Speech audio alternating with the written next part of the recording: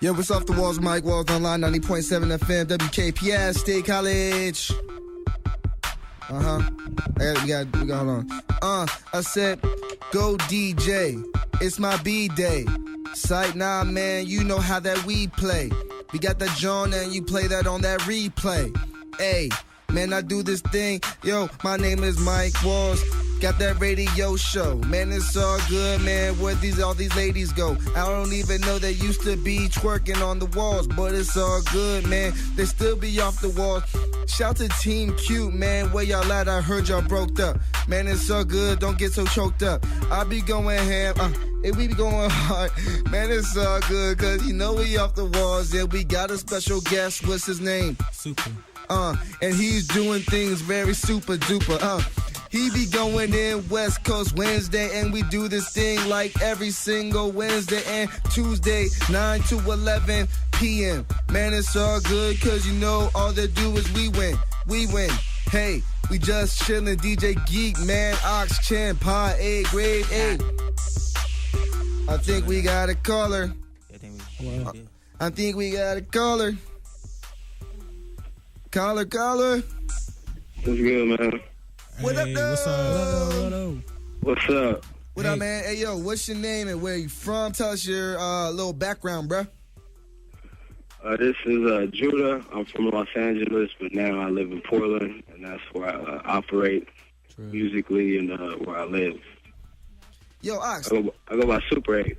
Man, so let me tell you, I was down in Frisco. I was hanging out with one of my friends. We're about to go to a show. He's like, yeah, we're about to go to see the homie Soopah Eype. Okay. So we're rolling cigarettes, and in comes walking in this dude. He's like, yo, what's up? Name's Judah. How you doing? Whatever. I get some of that. Talking, and he's like, oh yeah, like that's Super. About to see him later. He comes walking into the place where we're pre-gaming. He was pre-gaming with us before he went to go to his own show. Okay. So awesome. Talking to this dude. This dude's mad crazy, yo. Like crazy good though. Don't take that personally, sir. But yeah, man, went to the show and rocked it. And since then, you know, I downloaded a couple of his, mixtapes. I listened to Public Defender. That was hot. And yeah, so I was just saying, you know, you got to come on to the show sometime and show some love and just talk about, where you're from and how'd you get your start in music and stuff and like what influenced you? Because everyone has a different path. I feel like like Mike has talked about his and everything. So I just thought it'd be cool if you talked about where you got your influences from and stuff. Oh, where I got my influences from? Yeah, like who did you listen to growing up?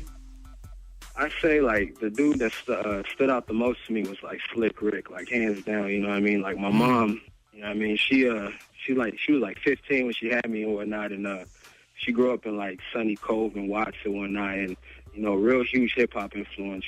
So from when I was a kid, like just straight hip hop off top. You know what I mean? And I initially thought, your style should, reflect your own, where you come from, but also be complex and have to be acquainted with, like you have to like get used to it, so I kind of constructed my style off of that, like trying to, pave a way to where you gotta, get adjusted to it, and Corrupt was another one that influenced me a lot. Yeah. Like the intensity of Corrupt and the way he like enunciates his syllables and whatnot is ill. MF Doom, as far as like he's in depth, he's like a just an ill writer and whatnot, like a reporter. And then Sugar Free, like street gospel and whatnot, that really influenced me. It just told you how to deal with, scandalous situations in a sense. And Big Pun, that's like, I don't know if that was 5, like maybe some Cool Keith, but that's what really influenced me. True. When did you start really getting into your own musical talents? Well, like 2008, I turned 18. I kind of, Shouts to the legalism. Yeah, shouts out, yeah. So I turned 18 and I met some dudes and whatnot, and they just started. I already had some raps written from when I was 17. Yeah. We like got together. We started recording. Minimal equipment, just the basics, and then gradually we started realizing we needed better equipment and whatnot, and just learning how to record, and we did everything just on our own essentially. So it was like a learning process, and you just learn along the way, what style you want to do and how you craft it, and you grow up a lot as well. You know, you turn 18, and I'm about to be 23 soon, so, you know, I grew up trying to, you know, do this and whatnot. But have been influenced by rap and making up raps as a kid, because that's what you do, you know. When you broke or if you got homies, it's just what you do, you know, in those type of areas. You just rap. Yeah, man. I feel it. Yo, well, never mind. I was going to say something, but never mind. I was going to talk about the strip club and how, like, I had an awesome time when I was 18. Also, like, Oregon has influenced me a lot. I moved here when I was a young teenager, you know what I mean? Oregon influenced me a lot, like the importance of, you know, conservation and whatnot, you know, and being, I guess you can say green. That may sound hipster or whatnot, but, you know, it's important, you know, like trying to just make sure what you do doesn't put out a lot of toxins, you know. That's like almost like metaphorically and like for real. Like, you know what I'm saying? Like, you can say that in a very literal kind of way, like with recycling, but you can also say that also when like the things that you do in the products that you put out. In Philly back in the day, you know, they had that, you know, they had like Move and whatnot, you know, in like the urban areas where they did a lot of, you know, co-op type stuff and, you know, SelfReliance. Yeah. And, you know, everybody, you know, has some sort of idea of what it is and ability, you know, to sustain and try to be resourceful with what you got. And that's what I did initially with music. I didn't have a bunch, you know. I didn't know the technicalities and whatnot. We just started spitting. You know, the first time they was making beats, and, you know, you learn how to, you know, use what you have and, you know, make it work. Right. So what would you say is like your biggest struggle in the come up as like a artist from the West Coast? Because I don't know much about the scene over there and how. Yeah, I live in Portland. Portland's cool. Portland's got a lot of ill rappers. You know, they got a lot of ill rappers. It's you wouldn't think so because it doesn't have the you know, reputation of having a large black community. You know what I mean? But there is, and it's not just the black community. It's everybody because hip hop's so influential. You know what I mean? So.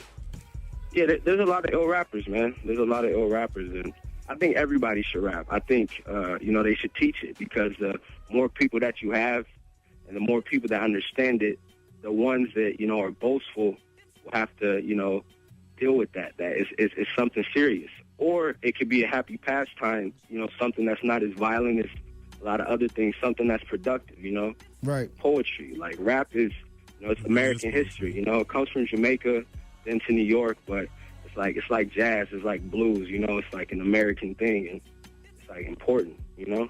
So like, what has like rap and hip hop personally taught you? Like, what have you taken away from it? Just like a pastime, or is it something that like has been an outlet for you? Or yeah, you know, I had a troubled youth, and like a lot of young men in America, you know, but be like that, bro. Yeah, I just learned that you can rap about anything you want, you know. Slick Rick rapped about being, you know, a cat, James Bond, you know, Moses, all kinds of stuff, you know, Davy Crockett. You can rap about anything, you know. Imagine if a doctor rapped about how to perform a specific surgery, or if somebody rapped about how to cook. That sounds weak, but if you got bars and you throw that in there as like a skit or something, that's tight, you know what I mean? Because you can rap about anything, bro.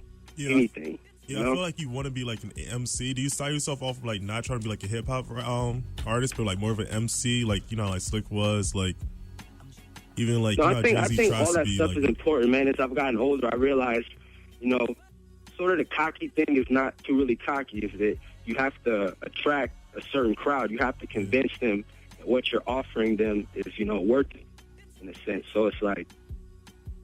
I like, you know, was trying to separate myself in a sense, but you can't because it's like your neighbors. Like, if you don't like your neighbor, you still got to deal with them, you know what I mean? So it's like, I don't even really hate on a lot of hip-hop, and like rap and MCs and all of that stuff is all relative. It's just the way people go about it. It's all the superficial way you go about it. So it's like, it's all the same thing in a sense. It's just, no, it is. Not even in a sense, it is, you know? So you just have to accept it and embrace all of it. And if you don't feel it, you know, you just don't feel it. It's not the end, you know? That's just how you feel. So, like, can you describe your, like, personal rap, like, style for us? Like, your taste individually in music? Yeah, give us some bars. Give us some bars. Clean bars. I Clean can bars. tell you some influence and I can drop you some bars. Clean bars. Like Clean ones. it's Clean from like, bars. and I don't even gotta bust no, you know, He's not cursing accepting or the fact. whatnot. Wait. Clean Just 'cause bars. I I want know you I to gotta acknowledge keep that. it PC, you know. He acknowledged you. All right. But my influences, man, is when you're isolated. You know, there's like prisoners and then there's monks. You know what I'm saying? I'm not trying to be all metaphorical, but Nah, do you know, it. everybody, when they're isolated, has an opportunity to reflect on themselves, you know, no matter the circumstances. So when you reflect and you start building your own beliefs, you take from all these things and you process it. So all the things I've ingested, like as far as books, experiences, all of that, you know, I've just processed it, and the way that it comes out is just, you know, is the way that it comes out. But it's all relative, you know. You just gotta, I guess, listen to it a couple times, you I know. feel you, bro. Nah, I feel it. I'm the same way. How do you feel about that, Chim? Yeah, I'm the same way. Y'all know me. I speak all about this philosophical stuff, you know, all Philosophical. about philosophical. I'm sorry.